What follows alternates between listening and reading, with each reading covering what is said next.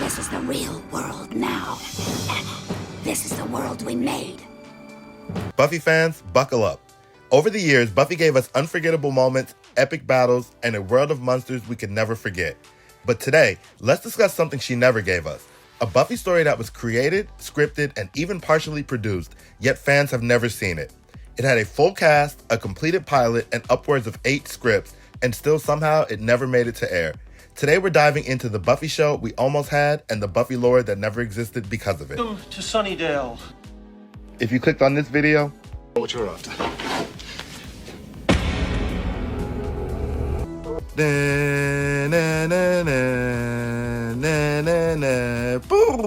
Buffy bot.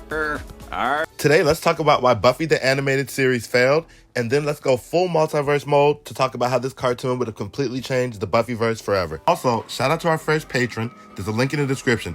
This one's for you, Robbie. You want to be a member of the Scooby Gang, you gotta be willing to be inconvenienced every now and then. It's the early 2000s, right when Buffy's exploding in popularity, and Joss Whedon and Jeff Loeb developed Buffy the animated series. It took place during season 1, right after the episode Angel, what the writers were calling episode 7.5. The plan was same characters, same mythology, same continuity, more Scooby Gang adventures between episodes, and most of the original cast even came back to voice their characters, except one very big exception. You know, Puff, I really want to go to this party tonight and... Let me know in the comments, did you all know about Buffy the animated series back then? I've said many times before, I'm a Buffy superfan, but I didn't start watching until around 2005, so I had no idea this existed until doing research for another video. Would you all have liked to see this come on TV? So, how does an insanely popular show with a completed pilot never make it to air? Well, let's count down the reasons. Jesus Christ is your personal savior. I meant to, and then I just got really busy. 1. It was pitched to the wrong networks. The tone of the script was very season 1 Buffy, funny, quippy, and a little dark. But animation networks in the early 2000s wanted pure kids shows, and primetime networks didn't know what to do with the teen horror cartoon. 2. It looked expensive. Buffy requires fight choreography, unique monsters every week, magic and transformation effects. In other words, a nightmare to animate on a typical TV budget. 3. The Sarah Michelle Gellar effect. Giselle Lauren, the voice actress for Buffy in the video games, did a fantastic job on the animated series, but executives really wanted Sarah Michelle Gellar for the star power to sell the show. Oh, you're breaking my heart. Yeah, please. What is that like for you? It's why I do it. 4. Continuity confusion. Even though it took place during season 1, the characters weren't written quite like their season 1 versions. Willow was already too confident and witty. Xander was full comic relief. The bigger they are, the harder they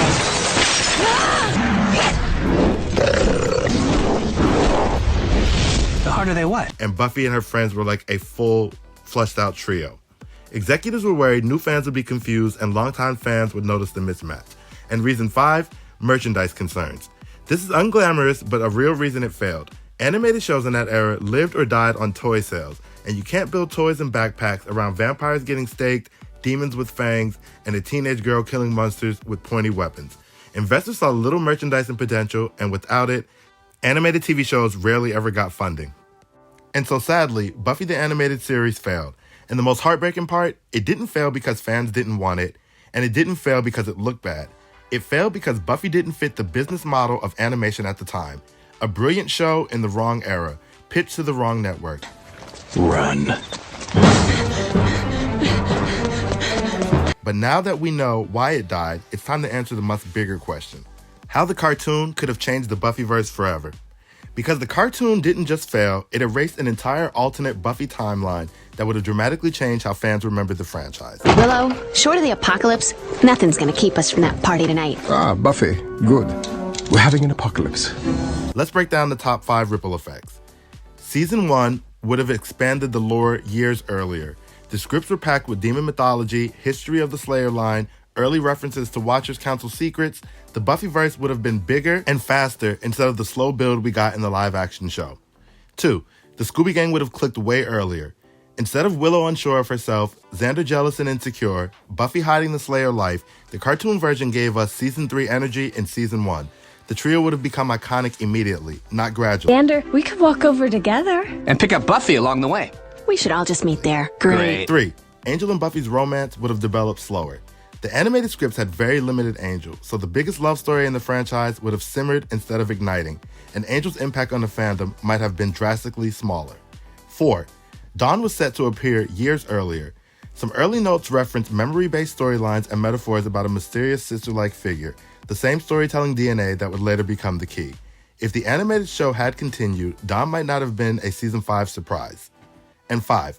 Buffy's legacy could have shifted away from darkness. Had the animated show become a mainstream hit, kids and teens would define the fandom. Buffy merchandise would target younger audiences, the animated tone would shape the brand.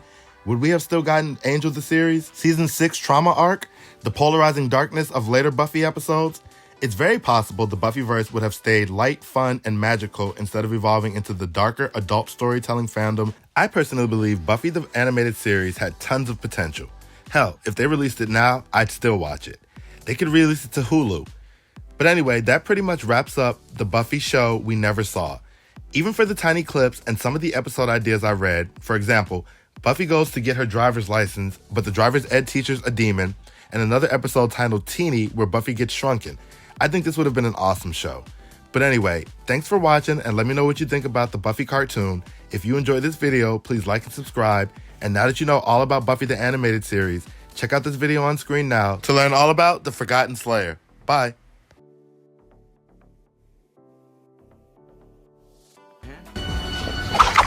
No thanks. I'm good. Slayer's a robot. Did everybody else know the Slayer was a robot?